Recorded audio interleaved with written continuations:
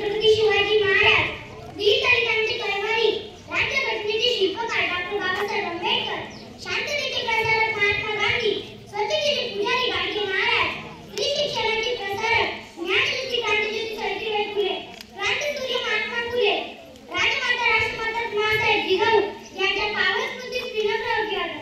आदरणीय व्यासपीठ, आजच्या कार्यक्रमाचे अध्यक्ष, उपाध्यक्ष, कार्यक्रमाला उपस्थित प्रमुख पाहुणे, उपस्थित प्रतिष्ठान नागरिक, माझा बालमित्र मैत्रिणींनो, सगुण दाखवून एखाद्या झाडाखाली बसावं, झाडाखाली बसावं तर वाघ दिसावा, वाघापासून वाचण्यासाठी पळत सुटावं, पळता पळता एखाद्या विहिरीत पडावं, विहिरीत पडावं तर मगर दिसावी, मगरीपासून वाचण्यासाठी वर यावं, वर यावं तर सिंह दिसावा, सिंहापासून वाचण्यासाठी पुन्हा त्याच विहिरीत उडी टाकावी, उडी टाकता टाकता एखाद्या पाठीला लटकावं, पाठीचं मोह उठावं आणि मधाचा थेंब तोंडात पडावा.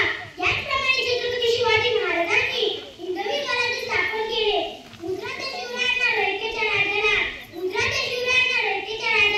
त्याच्या भक्तीला जोड नाही आणि शौर्याला जोड नाही, त्याच्या भक्तीला जोड नाही आणि शौर्याला जोड नाही, म्हणूनच म्हणावं वाटतं, अंधार पडत चाललाय दिवा पाहिजे, अंधार पडत चाललाय दिवा पाहिजे, हिंदू धर्म बुडत चाललाय, जिजाऊचा शिवबा पाहिजे, जिजाऊचा शिवबा पाहिजे.